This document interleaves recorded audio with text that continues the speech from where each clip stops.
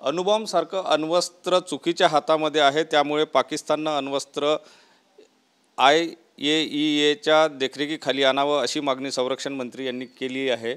आपण कसं बघता? आपल्यातर्फे अशी मागणी करणं हे वाजवी आहे, कारण पाकिस्तान हा एक पुंड देश आहे, ज्याला आपण रोग नेशन म्हणतो. तिथल्या आतंकवाद्यांवर त्याचा काही वचक नाही आहे, त्यामुळे ती अण्वस्त्र कोणाच्याही हातात जाऊ शकतात असं त्यांना वाटतं. त्याच्यामुळे हे त्यांनी म्हणणं वाजवी आहे, पण असं होत नाही, कारण एक इंटरनॅशनल लॉप्रमाणे त्या देशाला आता न्यूक्लिअर प्रोलिफरेशन ट्रीटीवर हस्ताक्षरं करावी लागतात, जी पाकिस्तानने केलेली आहेत.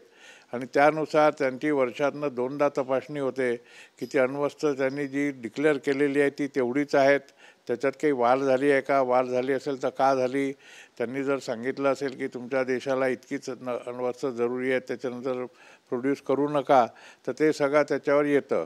त्यामुळे जर पाकिस्तानला वाटलं तर तो त्यांना अशी तपासणी करू देईल, जर नाही वाटलं तर इंटरनॅशनल ॲटॉमिक एनर्जी कमिशन काहीच करू शकत नाही.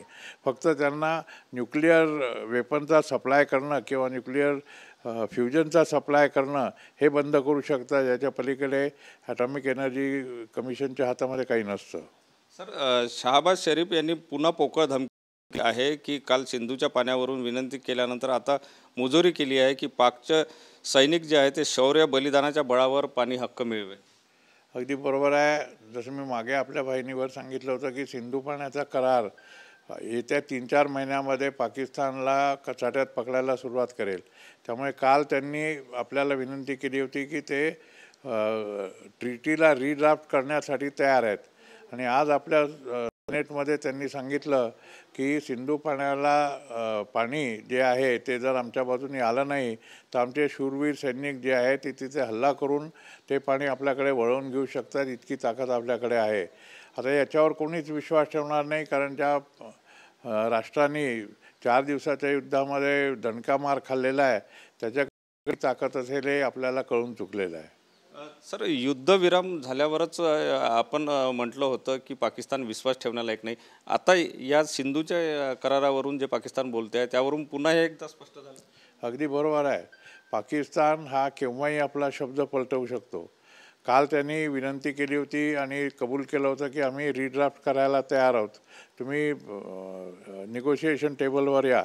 आज ते म्हणतात आहे की आम्ही हल्ला करून ते पाणी आपल्याकडे घेऊन येऊ. आधी त्यांनी सांगितलं होतं की आमचा दहशतवाद्यांशी काही संबंध नाही आहे.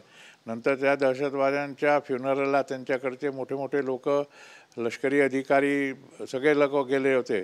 त्यामुळे त्या देशाच्या आणि त्या तिथल्या राज्यकर्त्यांच्या कुठल्याही विधानावर किंवा त्यांच्या सांगण्यावर विश्वास ठेवणं हे फार अवघड आहे. त्यांचं प्रत्येक वाक्य आपल्याला 2दा तपासून पाहावं लागतं, 3दा विचार करावा लागतो आणि मगच ॲक्शन घ्यावी लागते. म्हणूनच आपला देशाने गेल्या 12 वर्षामध्ये इतकी मजल मारलेली आहे की ते विश्वास ठेवत नाही आणि ते आता त्याच्यावर कारवाई करायला तयार झाले आहेत. सर, एक प्रश्न असा आहे की आता पुन्हा पाकिस्ताननं दहशतवादी हल्ला केला तर ॲक्ट ऑफ वॉर समजलं जाईल असं संरक्षण मंत्री राजनाथ सिंग म्हणाले. असं झालं तर भारत युद्ध जे आहे ते समजूनच कारवाई होईल.